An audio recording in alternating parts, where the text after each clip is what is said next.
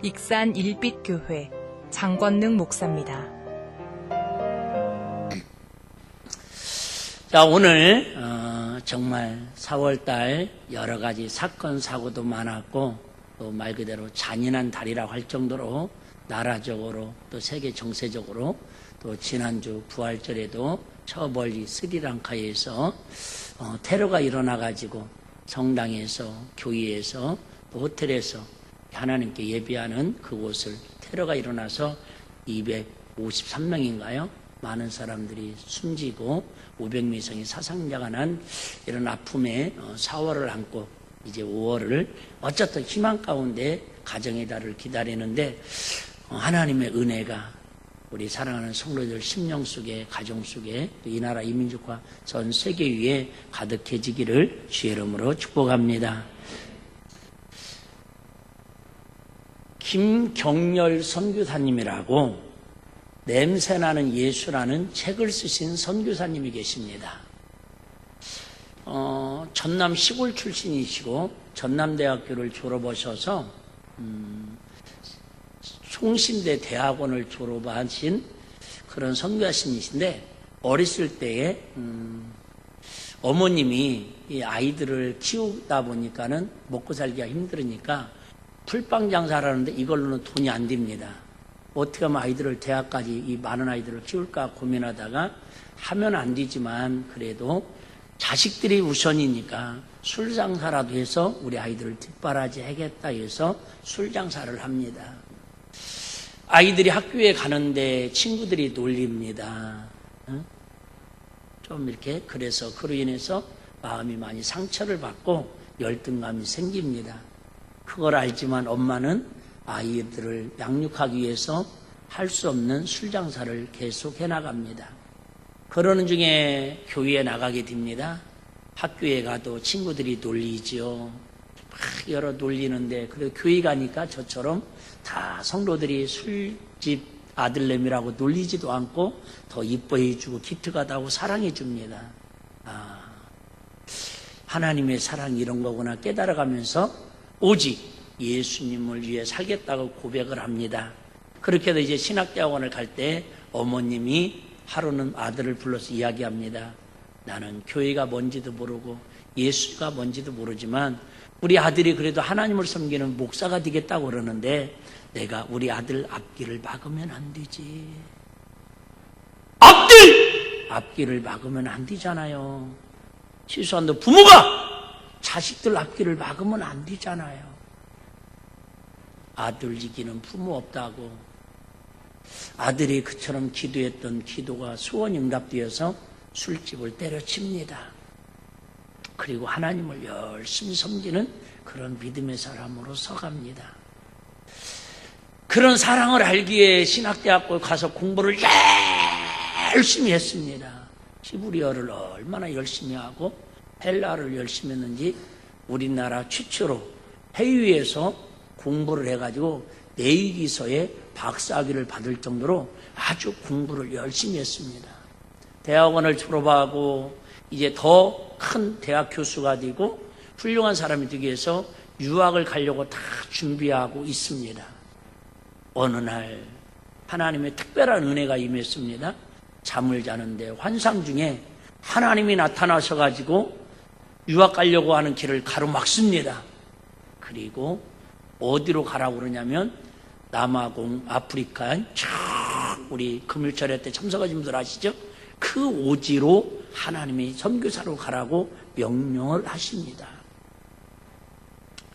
그 오지에 가가지고 빈민촌에 들어가서 도둑자들과 함께 삽니다. 버려진 아이들을 데려다가 유치원을 하고 고아원을 합니다. 그런데 그 동네에 있는 촌장 누카스라고 하는 총장이 온갖 망나니 짓을 다 합니다. 유치원에 와서 막 교사 여선생님들을 막 성폭행을 하려고 하고 그렇게 유치원에 와서 행패를 부리고 목교사에게 어려움을 줍니다. 그런 어느 날 소문이 들려오는데 이 촌장 루카스가 에이즈에 걸려가지고 합병증으로 신음신음 앓고 죽어간다라는 소문이 들려옵니다. 어느 날 동네 사람을 통해서 부탁이 들어왔습니다. 선교사님, 나한테 와서 기도 한 번만 해주시면 안 되겠냐고. 아우, 왼수 같은 새끼 잘됐다, 고속다, 참기름 맛이다. 그럴 마음이 들을 만도 한데, 내가 여기에 온 목적은 금요철에 참석하신 분들은 다 아시죠? 죽어가는 영혼 살리겠다고 왔는데, 죽어가는 사람이 나를 필요로 한다 하는데, 나한테 해코지를 했다고, 나한테 안갚음을 했다고 내가 찾아가지 않으면 안 되겠지. 그래서 영양제 한 병을 사고 소고기 한 건을 사들고 그 집에 병문을 해서 위로하고 소망을 품도록 기도를 해줍니다. 일주일에 한 번씩 가서 하나님의 말씀을 전합니다. 절박하니까 기도해 줄 때마다 아멘 하면 응답을 합니다. 그런데 이게 웬일입니까? 정말 기대도 하지 않았고 누구도 기대해 본 적도 없는 기적이 일어났는데, 이 루카스라고 하는 촌장이 하루가 다르게 얼굴에 살이 돋고 몸이 좋아지는 거예요. 동네 사람들이 너무너무 신기해가지고 구경하러 옵니다. 결국은 이 에이즈에서, 합병증에서 치유를 받아서 건강해졌습니다.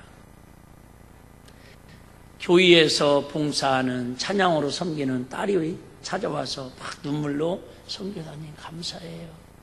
선교사님이 기도해 주셔서 우리 아버지가 살아났어요. 회복됐어요.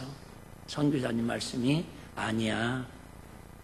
내가 살린 게 아니라 하나님이 살려주신 거야. 그렇습니다.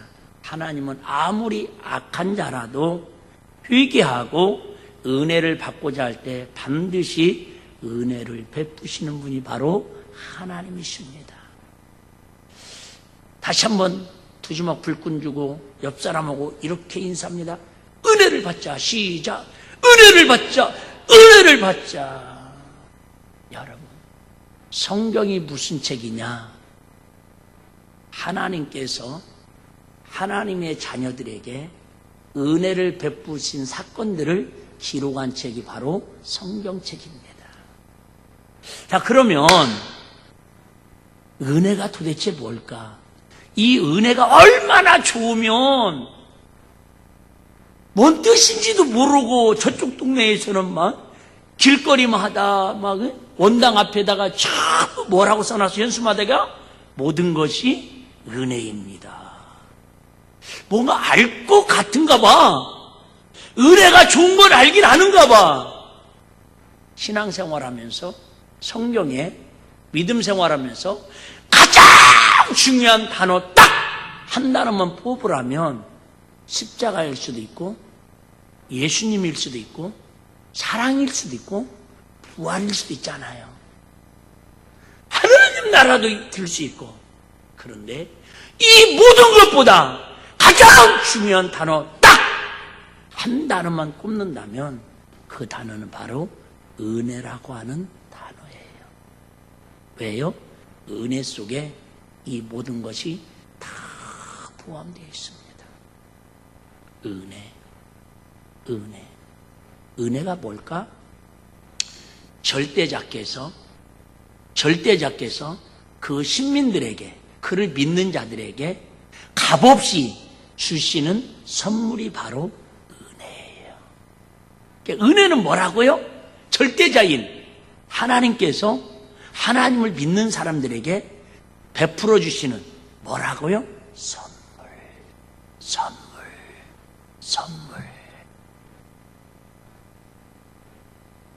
그렇기 때문에 하나님 나라도 하나님 우리에게 예비하신 뭐예요? 선물이에요.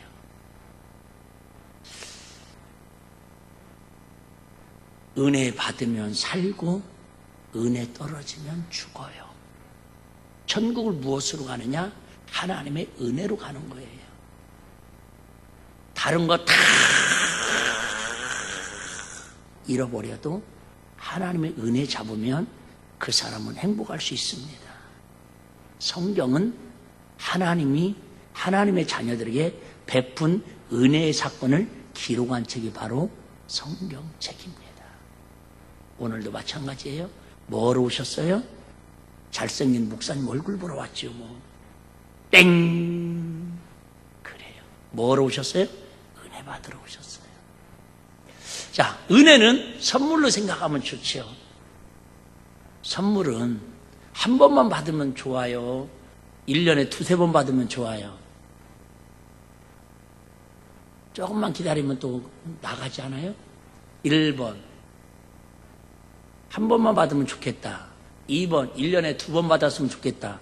3번. 매일 받았으면 좋겠다. 4번. 시도 때도 없이 받고 싶을 때 계속 받았으면 좋겠다. 몇 번이에요? 골로 넣은 있다니까. 여러분, 결혼할 때에, 뭐 우리는 예의지만 서로 예물을 주잖아요. 선물이잖아요? 선물을 줘요. 그 선물 한번 줬다고 1년 지나고 나면 뭐가 오지요? 결혼기념일 오지요. 결혼기념일 때 선물 주면 좋아요? 안 주면 좋아요? 주어야 좋지요. 근데 결혼은 둘이에요? 혼자예요? 근데 왜 꼭 결혼기념일은 왜 꼭 남자들만 챙겨야 되나? 그게 알고 싶더라, 진짜.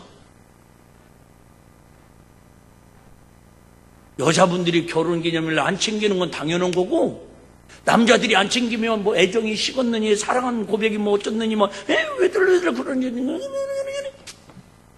선물은요, 한 번 받은 거, 큰 거 받는 게 좋겠어요? 작은 거 받는 게 좋겠어요? 둘 다 받아야지요. 뭔 소리요, 뭔 소리요. 둘 다 받아야지. 큰 거, 작은 거, 사정없이 다 받아야 돼요. 여러분, 은혜는 뭐냐?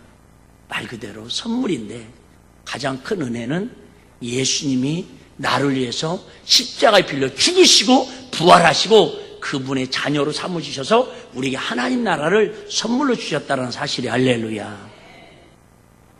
그 선물을 가지고 오늘도 뭔가 여러분에게 주시는 하나님의 은혜가 있기를 주의 이름으로 축복합니다. 자, 오늘 본문은 좀 특이하죠. 오늘 본문은 말 그대로 히브리서라고 그럽니다. 대부분은 빌립보서, 로마서, 어떤 지역을 따거나 아니면 그 사람의 이름을 따서 그 성경책 이름을 짓습니다. 베드로 전후서, 누가 쓴 책이라고요? 베드로가. 요한 1, 2, 3서 누가 썼겠어요? 요한이가. 빌립보서 누가 썼겠어요? 빌립보가 썼다고 하면 안 되고 빌립보 지역에 있는 교회에게 보낸 바울이 쓴 서신이에요. 그런데 이 히브리서는 성경에 참 미스테리한 게 많이 들어있는 성경책인데, 첫 번째는 다른 성경은 누가 썼다고 다 저자가 기록되어 있는데 히브리서만큼은 누가 썼다고 이름이 없어요. 작자 미상 미스테리. 또 하나, 이 편지를 받는 사람들이 누구냐면 초대교회 당시 유대인들, 오늘도 제가 일부 예배 끝나고 인터넷 뉴스를 보니까 유대휴당에 총격을 19살짜리가 들어가가지고 총격을 가해가지고 한 명이 또 죽고 두 명이 또 부상을 입었더라고요. 유대교. 이 유대교는 아주 특별한 하나님의 사랑도 있지만 이 유대인들을 다른 말로 말하면 히브리 사람이라고 합니다. 하여튼 지구촌에서 가장 하나님의 관심과 사랑을 받는 민족 중에 하나가 누구예요? 히브리 사람들입니다. 이스라엘에 가면 가장 유명한 대학이 있어요. 우리나라는 서울대처럼 유명한 대학이 있는데 이스라엘 대학이 아니에요. 예루살렘 대학이 아니에요. 무슨 대학이겠어요? 히브리 대학이에요. 히브리 대학. 유대인들의 어떤 정신과 사상이 있는데 유대교에서 개종을 해가지고 예수를 믿는다라는 건 지금도 어려운 일이지만은 그 당시에는 훨씬 더 핍박과 고난과 어려움을 감수해야 할 상황입니다. 그러다 보니까 너무너무 교회 다니는 게, 너무너무 예수 믿는 게 힘들어요. 그들을 향해서 왜 신앙생활을 해야 하는지, 왜 하늘에 소망을 두고 핍박이 와도 시험이 와도 어려움이 와도 믿음으로 살아야 하는지, 믿음이 무엇인지, 신앙이 무엇인지 하늘에 소망을 두고 살아갈 이유에 대해서 쭉 기록한 신앙생활의 지침서 같은 것이 바로 오늘 읽었던 히브리서에 기록된 내용들입니다. 자, 유대인들은 철저하게 무엇에 의해서 살아오냐면 구약 성경에 의해서 그들의 삶을 이끌어가고 있습니다. 그런데 어느 날 예수님이 나타나가지고 오직 여호와만 알았던 그들에게 진정한 메시아, 참 구세주가 나타났다고 예수를 믿어야 천국 간다고 선포를 합니다. 이게 유대인들한테는 이해가 되지 않습니다. 지금 똑같아요. 여러분, 예수 믿어야 천국 가요. 여러분, 신앙생활 잘해야 천국 가서 상 받아요. 그러면요, 안 믿는 사람들은 이해가 되지 않습니다. 왜요? 아니, 내가 예수 안 믿어도 교회 안 가도 하루 밥 먹고 사는데 아무 이상 없다 그 말이죠. 도리어 예수 안 믿는 사람은 더 잘 먹고 잘 살고 있는 것 같이 보이더라 그 말이죠. 그들에게 히브리서를 통해서 크게 세 가지를 히브리서 기자는 이야기를 합니다. 그 유대인들, 히브리 그 사람들에게, 개종한 사람들에게 첫 번째는 새 제사장이신 예수 그리스도를 말합니다. 즉 하나님과 인간이 원수가 됐는데 이 원수를 화목제물로 그 제물을 통해서, 제사를 통해서 하나님과 가까워질 수 있는데 그 역할을 대제사장들이 했는데 이제는 그 제사법을 폐해버리고 온전한 제사장으로 오신 분이 누구라는 거예요? 예수 그리스도. 좀 어렵지만 그냥 이해만 하세요. 두 번째는요, 새 제사장 예수 그리스도를 통해 맺은 새 언약입니다. 유대인들에게는, 히브리인들에게는 모세를 통해서 시내산에서 언약을 맺었습니다. 율법을 통해서. 근데 예수님께서는 이제는 옛 언약을 파기시키는 거 아니고 완성시키기 위해서 뭔 언약을 주셨다고요? 새 언약을 주셨다라는 거예요. 새 언약이 뭔 줄 아세요? 마음을 다하고 뜻을 다하고 힘을 다하여 주 너의 하나님을 사랑하는 것 같이 내 이웃을 내 몸과 같이 사랑하라. 이게 새 언약을 주셨다라는 거예요. 세 번째는 새 희생제사를, 즉 예수 그리스도 단번에 들이신 속죄, 십자가의 속죄 사건에 대해서 설명을 하고 있습니다. 우리가 읽은 오늘 본문은 그리스도를 바라는 소망의 능력을 말씀하고 있습니다. 그러면서 동시에 하나님 나라에 대해서 이야기를 하고 있습니다. 자, 28절 보시면, 먼저 28절을 보시면, 그러므로 우리가 진동치 못할 나라를 받았은즉. 자, 오늘 본문 읽어보시면 아시겠지만은 진동이라는 단어가 참 많이 나옵니다. 진동. 자, 진동을 지진이 일어났을 때 흔들리는 게 진동이잖아요. 근데 이 진동을 개정 개혁에는 이렇게 표현되어 있더라고요. 어떻게 해요? 흔들리지. 흔들린다. 진동은 뭐 한다라는 거예요? 흔들린다라는 거예요. 이해하기 쉽게. 진동은 한문으로 표현한 거고 흔들린다라는 말은 좀 풀어내는 거잖아요. 흔들린다는 거예요. 여러분, 오늘 본문 중에서 가장 많이 나오는 단어가 진동이라는 단어예요. 진동. 뭐 한다고요? 흔들린다라는 거예요. 여러분, 세상의 모든 것들은 지금 뭐 하고 있다고요? 흔들리고 있어요. 가치관이 흔들리고 있고, 어제도 막 한나라당하고 뭐 지금 막 국회에서 지금 뭐 난리 났잖아요. 결국 뭐 하자라는 거예요? 흔들게 하는 거예요. 대통령을 흔들게 하자라는 거예요. 어제도 뭐 한나라당 그 당원들이랑 뭐 새끼 부대가 광화문에 5만 명이 모였답니다. 5만 명이. 뭐야 이거? 독재 정권 물러가라! 물러가라! 많이 해본 것 같지 않아요? 내가 이런 거 보면 잘할 텐데. 결국은 뭐 하는 거예요? 정권을 흔들게 하는 거예요. 지금 마귀는 한마디로 말하면 마귀는 세상의 모든 것을 다 동원해가지고 사람들 마음을 흔드는 거예요. 흔드는 거예요. 아버지의 자리를 막 흔들어요.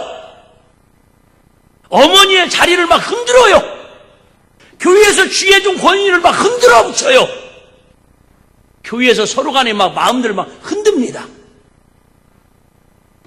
노사가 뭐예요? 서로 막 흔드는 거예요. 노주가 막 휘사를 흔들고 서로 흔들어요. 써니텐도 아닌데 계속 막 흔들어 붙이는 거야. 왜요? 마귀는 사람들이나 조직이나 모든 공동체를 흔들어가지고 결국 뭐하게 해요? 혼미하게 만들려고. 정신 못 차리게 만들려고.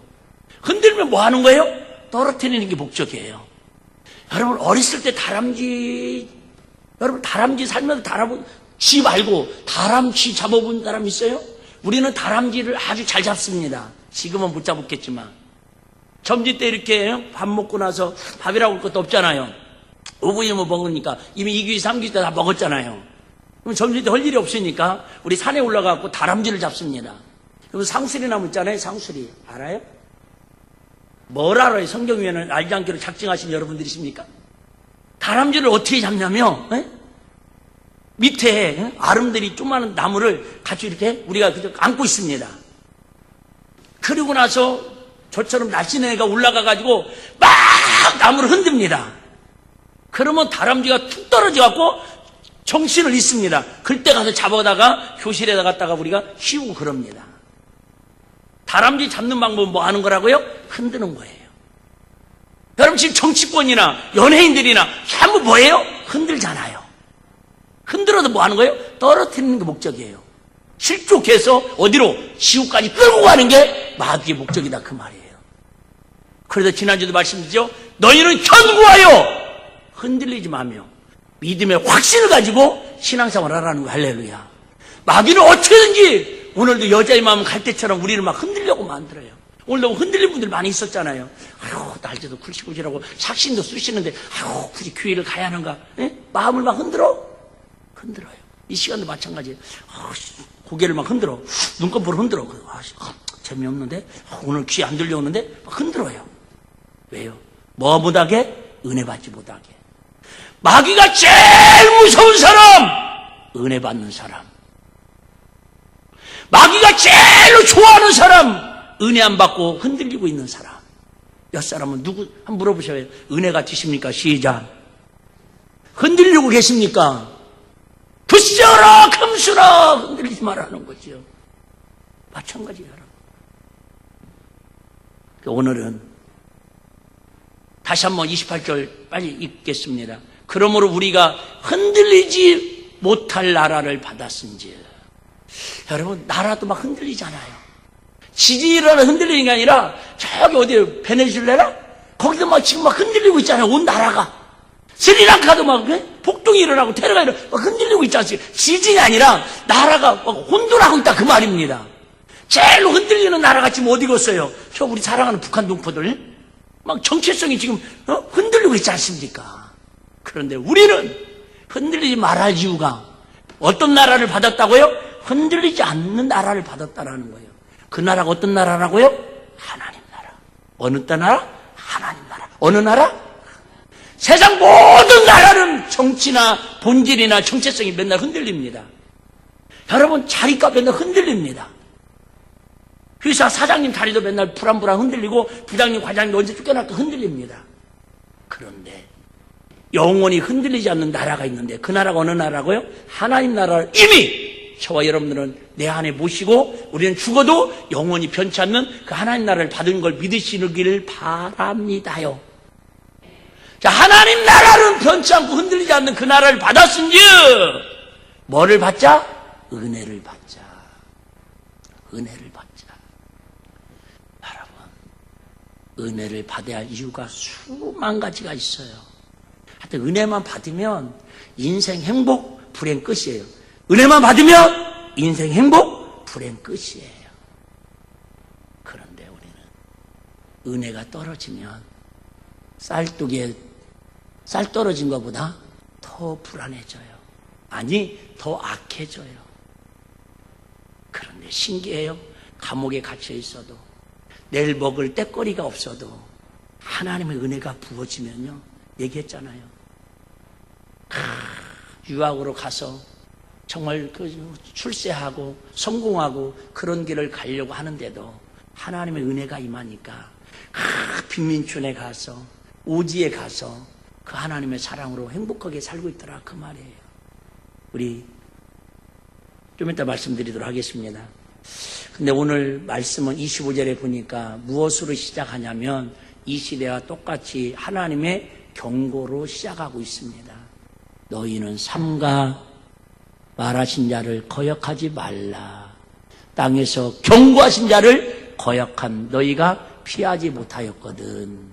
여러분, 지금도 하나님은 우리에게 사랑과 자비와 긍휼을 베푸시지만 지금도 우리에게 은혜를 받으려면 뭐 하라는 거예요? 하나님의 경고를 들으라는 거예요. 하나님의 경고를. 자, 할 얘기가 많으니까 오늘 빨리빨리 좀 넘어가야 하는데요.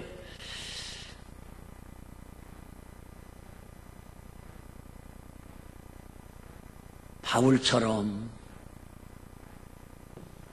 교회를 핍박하고 예수 믿는 사람들을 핍박했는데 하나님의 은혜를 받으니까 그의 인생이 180도 뒤집어져 가지고 가는 데마다 잠 못 자고 매를 맞고 고난을 당하고 감옥에 가서 피투성이가 튀는데도 그가 그렇게 행복할 수 있었던 것은 뭐 한 거예요? 하나님의 은혜를 받고 살았더니 가능하더라 그 말이에요. 하나님 은혜 떨어지면 우리는 무엇으로 살 거예요? 여러분, 세상은요 가짜와 진짜를 구별하기 어려워요. 제가 한 2년 전인가 필리핀에 갔다가 어떤 지인이 목사님 선교도 열심히 하시고 주님이 기뻐하는 일 하고 다니시니까 제가 선물 하나 드릴까요? 그래서 선물 좋지. 나는 양잿물하고 똥만 빼놓고는 다 좋아. 선물은 무슨 선물인데 제가 목사님 노렉스 선물 하나 드릴게요. 노렉스가 뭔지는 알아요? 모르시는구나. 이게 노렉스라는 거예요. 아무리 눈이 안 좋고 카메라에 줌 땡길 수도 없고 참 난처하네. 이게 노렉스 시계예요. 인터넷에서 시리얼 넘버를 검색을 해가지고 카톡으로 사진을 보내주면서 목사님 놀랄 준비들 하시고 이 시계가 얼마짜리냐면 2,200만 원짜리예요. 인터넷 검색해봐요. 2,200만 원짜리. 와, 세상에 살다가 22,000원짜리도 시계를 내가 그랬는데 2,200만 원짜리 선물을 내가 노렉스를 받았으니 근데 한 일주일 이렇게 차고 다니면 잠잘 때 누가 내 손모가지 잘라가지고 이거 빼갈까봐 잠을 못 자겠어요. 그래서 집에다가 풀어서 넣어놨어요. 한 일주일 돼가지고 또 이렇게 자랑 좀 하려고 이렇게 차려고 그러니까 시계가 축 사망을 했네. 시계가 가야 시계지. 비싸면 뭐돼. 3,000원짜리 전자시계도 물속에다 집어넣었다가도 방수돼가지고 가고는 시대에 3,000원짜리도 그잖아. 요? 근데 2,200만 원짜리 노렉스가 세상에 일주일 동안 살라고 했더니 안 가. 이걸 어떻게 수리를 해야 하는가 막. 익산에 금은방을 갔더니 이런 건 취급을 안 한대야. 건전지 바꿔야 한다 생각 그런 거지. 건전지. 그래서 제가 인터넷을 다 해가지고 노렉스만을 전문적으로 수리하는 AS 남대문 지점을 찾아가지고 전화를 했잖아요. 제가 시리얼 넘버를 불러주면서 사진 찍어 카톡을 보내면서 시계가 죽었어요. AS 좀 해주세요. 택배로 보낼까 어쩌고 그랬더니 이분이 딱 저한테 하는 얘기가 우리는 짝퉁은 AS 못합니다. 짝퉁은 AS를 안 해준대요. 아니 짝퉁도 시계는 시계잖아요. 자꾸 그러시면 짝퉁 이게 거래법으로 고발을 하면 잡혀간다네? 알았어요. 끊었어요. 그래도 먹고 싶은 건 못 참고 궁금한 건 못 참는 것처럼 도대체 이 시계가 어떻게 하면 살릴 수 있을까 고민하고 연구를 하다가 우리 목사님 사모님이 저 분당에서 금은방을 하셔요. 그 목사님 통해가지고 사모님한테 부탁을 해가지고 노렉스 시계가 왜 안 가냐고 그랬더니 그도 이게 뭐라고 말씀하냐면 목사님 노렉스처럼 이렇게 좋은 시계는 2,000만 원짜리는 건전지가 안 들어갑니다.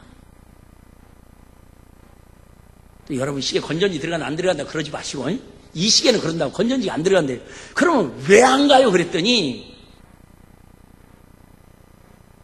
이 시계는 흔들어줘야 간다네. 써니텐도 아니고 오늘 흔들린다 진동 지금 얘기하는 거예요.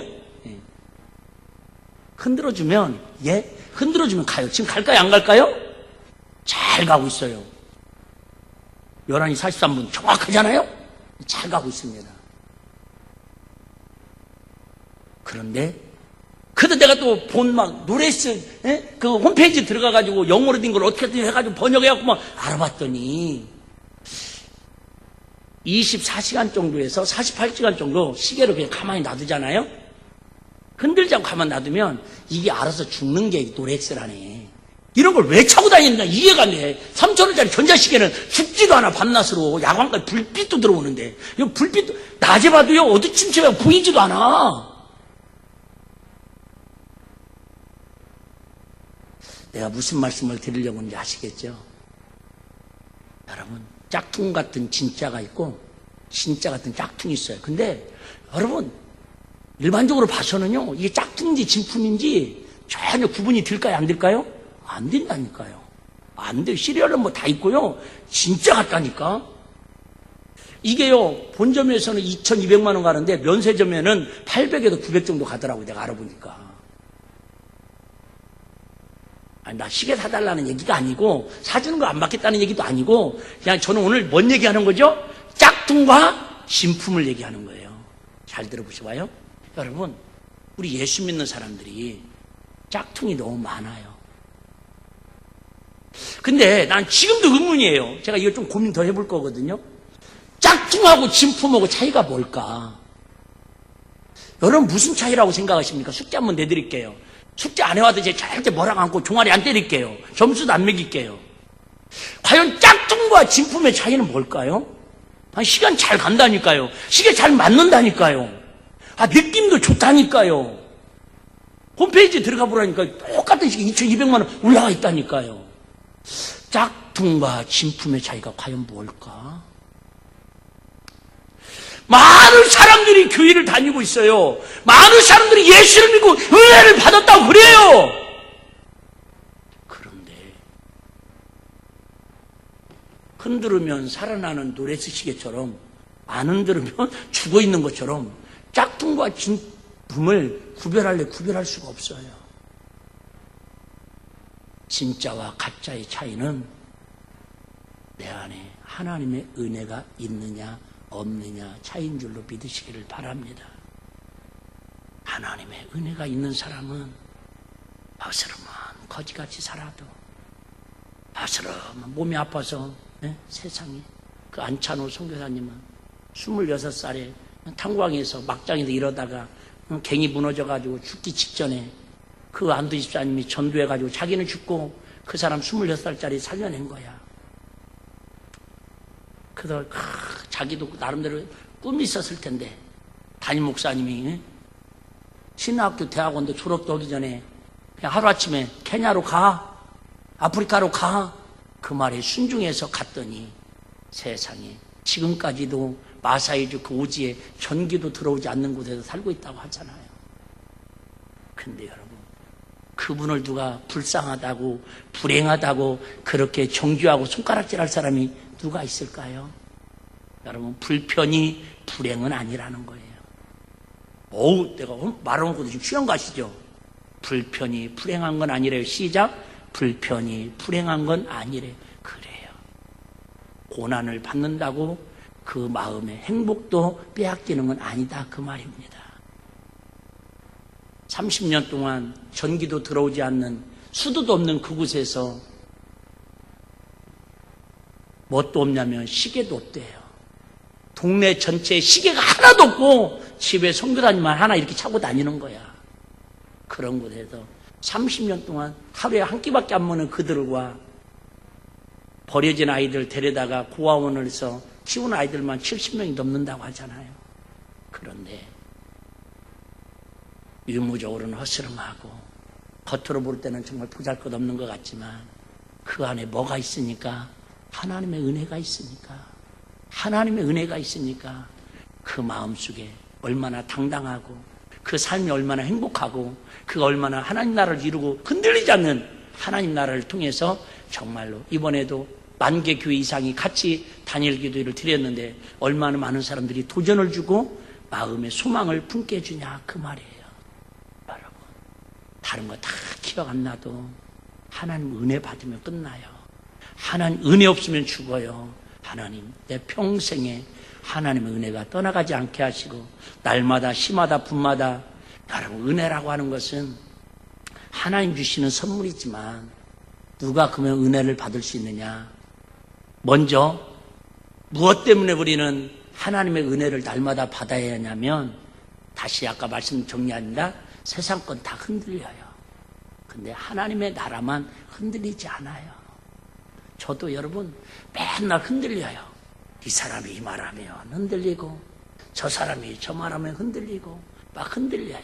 세상의 기초는 흔들려요. 제가 한 2번 간증한 것 같은데 제가 부목사 때 목사님하고 같이 신방을 갔어요. 오래전 얘기예요. 저기 어디 저 모현동 쪽에 가면 슈퍼는 그 집에 신방을 갔는데 우리 이만한 3살 정도 먹은 아이가 그 집 아들이 있었어요. 이 아들은요 아주 영특한데 특별한 은혜가 있어요. 뭐냐면 500원짜리 동전만 보면 학 있죠. 500원짜리 동전만 보면 무조건 다 자기 거래. 그거 보는 순간에 가게 와가지고도 500원짜리만 보면 다 집어간대야. 이거 내 거라고. 이거 내 거라고. 하여튼 500원짜리 신드롬을 가진 애야. 이게 너무 신기하잖아. 그 입만 열면 말도 잘 못하니까 500원, 500원. 나 봐도 몇배님 500원, 500원. 다 500원짜리로 보이는 거예요, 얘한테는. 그래서 한 번에 신방을 갖고 우리가 약 올리는 걸 잘하잖아요. 제가 짓궂어가지고. 그래갖고 1000원짜리를 이렇게 주면서 500원짜리 달라고 그러니까 1000원짜리를 확 집어 던지면서 500원 내 거, 500원 내 거 이러는 거예요. 너무 신기하지 않아요? 이게 분명히 500원짜리를 나눈 애가 그래서 10,000원짜리를 끝내가지고 야 500원짜리 그거 줘 내가 10,000원 줄게 그랬더니 뒤집어져 가지고요 10,000원짜리 막 갖다 버리면서 500원 내 거, 500원 내 거, 500원 내 거. 얘는요 500원짜리에 대한 가치관이 흔들리질 않아. 근데 뭐 하는 거예요? 그 가치를 모르니까 그러는 거예요. 세상의 모든 건 흔들리지 않는 게 없습니다. 다시 말하면 흔들린다는 말은 영원한 게 없다 그 말이에요. 세상 것은 다 흔들려요. 그렇기 때문에 우리가 왜 은혜를 받아야 한다고요? 흔들리지 않는 하나님 나라, 흔들리지 않는 믿음을 가지고 세상에 흔들리지 않는 견고한 신앙으로 하루하루 승리하기 위해서 우리가 은혜를 날마다 받아야 한다 그 말이에요. 그러면 결론만 말씀드리면 어떻게 하면 우리가 은혜를 받을 수 있겠습니까? 25절 다시 한번 볼게요. 25절 보시면 자, 우리가 어떻게 하면 은혜를 받을 수 있냐면 너희는 삼가 말하신 자를 거역하지 말라. 삼가 경고입니다. 경고는 뭐예요? 하면 안 된다라는 주의사항이에요. 졸면 안 돼요. 안전벨트 안 매면 안 돼요. 왜요? 벌금 내야 하니까. 삼가 경고를 하면서 뭐라고 말씀하시냐면 삼가 말씀하신 자를 자 여기 말씀하신 자가 누구예요? 하나님이시죠. 거역하지 말라. 이걸 다른 말로 말하면 뭐예요? 순종이에요. 여러분 어떤 사람에게 하나님 은혜를 주신다고요? 순종하는 사람에게. 순종이 뭘까? 금요 철야 때 그 안성교사님 간증을 통해서 하도 나온 사람이 많이 없어서 여러분 꼭 인터넷 들어가 다시 한번 보시면 좋겠어요. 이들은 시계가 없으니까 그냥 아침에 오고 싶을 때 와가지고 막 찬양하고 기도하고 예배를 드린대요. 달력도 없으니까 몇 요일이 주일인지도 모르고 그냥 나와서 예배를 드린다라는 거예요. 그래서 이 선교사님이 하루는 설교하다가 광고를 했대요. 여러분 우리가 이렇게 시간도 정해지 않고 아무 때나 하루에 막 그러니까 12시간 하루 종일 12시간 동안 예배드리다가 가서 밥 먹고 오고 또 힘든 사람은 집에 가서 잠깐 자다가 또 계속 하지 12시간 동안 예배를 드린대. 12시간 동안 아우 나도 그런 동네에서 살고 싶어. 12시간 동안 예배 드리는 동네에서 막 아이고 막 10분만 늦어도 막 째려보고 노래보고 흘겨보는 막 그런 동네에서 나는 설교하는 게 제일 부담스럽더라요. 그래서 여러분 우리가 이렇게 시도 때도 없이 예배 드리지 말고 한국처럼 몇 시에? 11시에 예배 드립시다. 그랬대 11시에. 얼마나 좋은 얘기예요? 그랬더니 젊은 청년이 딱 손을 들면서 선교사님이 경상도 아닌데 걔는 선교사님 11시가 몇 시입니까? 그러더라는 거예요. 뭐가 없으니까. 시계가 없는데 동네 전체가 시계가 없는데 11시라는 말을 처음 들어본 거야. 마사이족들 사람을 잡아먹는 호랑이하고 싸워서 잡고 사냥하는 그런 족 11시가 몇 시냐라는 거예요. 목사님 당황스럽죠? 그래서 하나님께 지혜를 구했더니 내가 강단에 쓰는 시간이 11시야.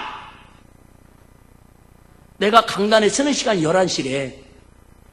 그러면 목사님이 언제 쓰실 줄 알고 우리가 예배 시간에 와서 기다립니까? 내가 오는 시간이 11시니까 미리 와서 기다리고 기도하고 찬양하고 있으라는 거예요.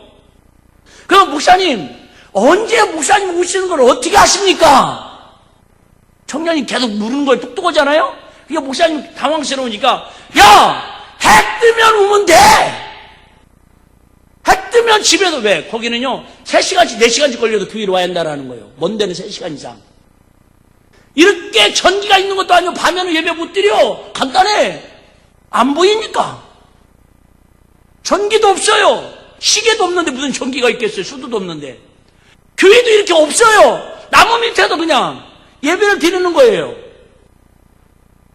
그러니까 몇 시부터 와서 예배 드리면 됩니까? 목사님 기다리면 됩니까? 목사님 쓰는 시간이 11시니까. 언제 쓸 줄 알아? 목사님 오기 전에 와서 미리 준비하고 있어야지. 언제가 11시입니까? 언제부터 오면 됩니까? 그랬더니 뭐라고요? 해 뜨면 출발해 그랬대요. 해 뜨면 교회로 출발해. 해 뜨면. 그랬더니 아닌 게 아니라 해 뜨자마자 그 사람들은 역사적인 사명을 띠고 교회로 다 와가지고, 교회라고 해야 나무 밑에라니까, 찬양하고 기도하고 다 목사님을 기다립니다. 목사님 딱 쓰면 11시다! 그리고 예배를 드립니다. 순종 얘기하는 거예요. 순종. 뭐가 순종인지. 그런데 어느 날 그날따라 좀 바삐 서둘라고 좀 늦어가지고 정신없게 옷을 입고 좀 늦었다 생각하고 그러니까 목사님만 시계에 있어가지고 늦다 빠르다를 알지 그 사람들은 어차피 몰라. 아는 게 병이다. 그래갖고 막 불이 나게 갔는데 세상에 그날따라 비가 부슬부슬 오는 거야. 그래도 교회 갔더니 사람들이 없어. 막 화가 나가지고 거북선을 뿜어가면서 추장집에 가봤대요. 추장이 얼마나 무서운가는, 교회 와가지고 자꾸 꼬장 부리고 자꾸 반대하고 선교 사역에 힘들게 하길래 추장을 불렀대요. 나 너무 힘들어서 나 목회인데 너무 선교하는데 힘들다. 쟤 좀 없애. 쟤 좀 치워 그랬대요. 지나가는 말로. 그랬더니 그 다음날 딱 와가지고 추장이, 선교사님, 걔 죽였습니다. 장례 치르러 가야 합니다. 주의라는 인식도 안 해. 추장의 권위가 하나님보다 더 세니까. 그래서 추장집에 가봤더니 세상에 거의 17, 8명이 처마 밑에서 막 안절부절 둥둥둥둥 달구리고 있더라는 거예요. 이 사람들아, 교회 와야지 왜 여기 와 있어? 지금 1시간 넘었잖아. 1시간 넘었. 그랬더니 이 사람들이 진지하게, 선교사님이 해 뜨면 출발하라고 그랬잖아요. 해 뜨면. 봐봐요, 비가 와도 해가 안 뜨고 있잖아요. 그래서 지금 교회를 가긴 가야 하는데, 배꼽 시계가 있으니까 교회를 가긴 가야 하는데 해가 떠야 가지요. 11시 해가 떠야 11시 가지요. 그 말을 듣고 이 선교사님이 그냥 감동을 하면서 예배를 드렸다는 거 아닙니까? 지금도 그들은 비 오면 쉬는 날, 월, 화, 수, 목, 금, 토, 일 관계없이 해만 뜨면 교회 와서 11시, 목사님이 쓰는 시간이 11시, 말씀하신 자를 거역하지 말라. 이게 진정한 순종이라는 거예요. 얼마든지 혈력이 많지 않겠어요? 아무리 마사이족이라도 토다를 일이 없겠어요. 그런데도 도리어 그 선교사님이 무색할 정도로, 선교사님이 당황할 정도로, 그래, 저분은 하나님이 보낸 분이니까 말씀하신 자를 거역하지 말고 내가 순종해야지. 그러니까 그들에게 뭐가 임해요? 말하면 하나님의 은혜가 임하지 않으면 기적 아니겠어요? 할렐루야. 다시 얘기할게요. 하나님의 은혜는 두 가지를 할 때 임하더라고요. 여러 가지 이유가 있는데, 첫 번째는 하나님 말씀에, 하나님이 세우신 주의 중에 순종하려고 할 때에 하나님의 은혜가 더 크게 임하는 걸 믿으시기를 바랍니다. 하나님은 똑똑한 사람에게 은혜가 임하는 게 아니라 논리적이고 현실적이고 말 잘하고 이런 곳에 하나님의 은혜가 임하는 게 아니라 어떤 사람에게 순종하려고 하는 사람에게. 똑같은 말인데요. 어떤 사람에게 하나님의 은혜가 임하고 어떤 사람이 하나님의 은혜를 받을 수 있느냐. 한번 따라해 보실래요? 겸손한 사람. 겸손한 사람. 그래요, 여러분. 시구촌에 모든 사람들이 웃는 사람 싫어하는 나라 없고요. 친절한 사람 싫어하는 나라 없고요. 겸손한 사람 싫어하는 사람 없습니다. 여러분, 우리 조금만 겸손하면 얼마든지 오늘도 하나님은 우리 빈 마음에 은혜를 부어주시기를 원하고 계십니다. 은혜라고 해서 얘기했잖아요. 큰 아파트 60평 선물로 받은 것도 선물이지만 3,000원짜리, 아니 옛날에 우리 정구지, 정구지 아시죠? 그 꽃 이렇게 정구지 꽃 있잖아요. 뭐라 그래 그거 뭐 그 있잖아요. 사이치 클로바처럼 이렇게 해가지고 그거 거기 꽃 나오는 거 있잖아요. 그거 꽃 하나 꽂아가지고 이게 껴가지고 반지라고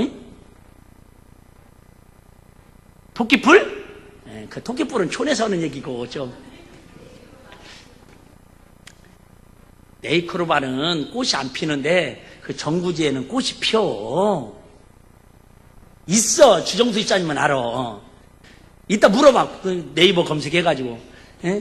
그거 꽃, 야생꽃이요. 그거 피어, 그죠? 양쪽으로 이렇게 빵꾸 뚫어가지고 가운데 배 갈라가지고 껴가지고 그거 그저 팔찌라고. 그거 손가락질하고 껴주면서도 사랑을 고백했던 그것도 어떻게 보면 더 귀한 선물일 수 있더라 그 말이에요. 누워서 침 뱉기고 내가 또 긁어 부스럼을 만드는데 제가 우리 사모님하고 데이트를 했잖아요. 근데 선물을 해주긴 해줘야 하는데 나밖에 줄 게 없네.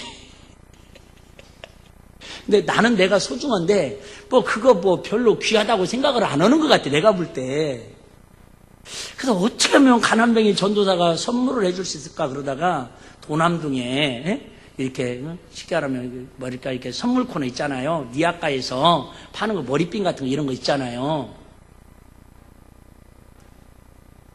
그래서 진짜 제 깐에는 돈을 모은 것 정도는 아니지만 아니 돈을 떠나서 죄송하지만 우리는 선물이라는 단어를 모르고 살았어요. 나 우리 큰형님 여기 앉아 계시지만 나는 진짜 잘하면서요. 나는 생일 미역국, 생일 선물이라는 걸 나는 받아본 기억이 없어요.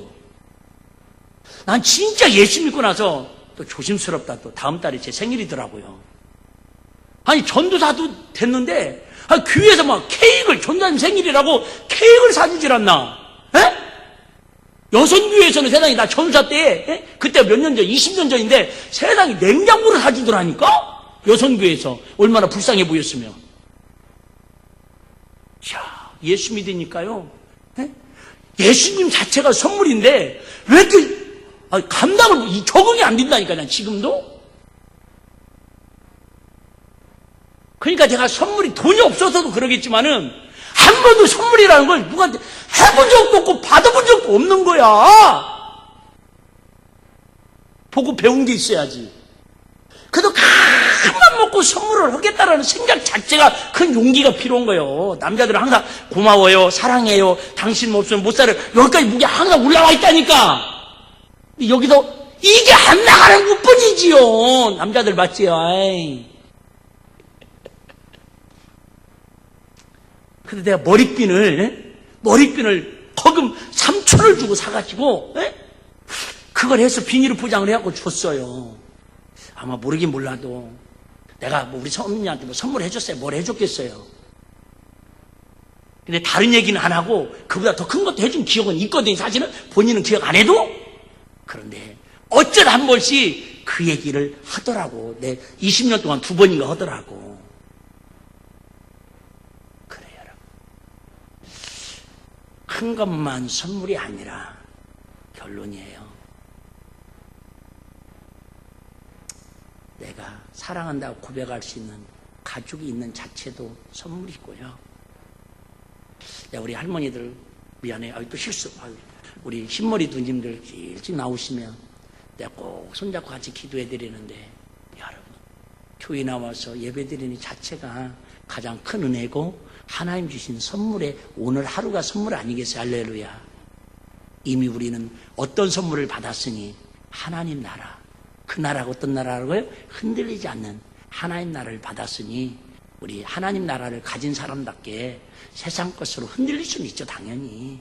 그렇지만 뿌리째 흔들리지 마시고 뽑히지 마시고 그 하나님 나라의 소망을 두고 날마다 그럴 때마다 흔들릴 때마다 은혜를 사모하고 순종하고 겸손해서 정말 세상 거 다 잃어버리면 안 되지만 혹시 빼앗기고 잃어버릴지라도 하나님의 은혜를 날마다 크든 작든 공급받고 그 은혜로 살아가는 저와 여러분들 다 되시기를 주의 이름으로 축복합니다. 한번 따라하고 마치겠습니다. 성도는 날마다 은혜를 받아야 합니다. 옆 사람 인사 한번 하고 마치겠습니다. 은혜 받아야 삽니다. 은혜 받아야 행복합니다. 은혜 받으면 끝납니다. 그래 여러분, 은혜 받으면 끝나더라고요.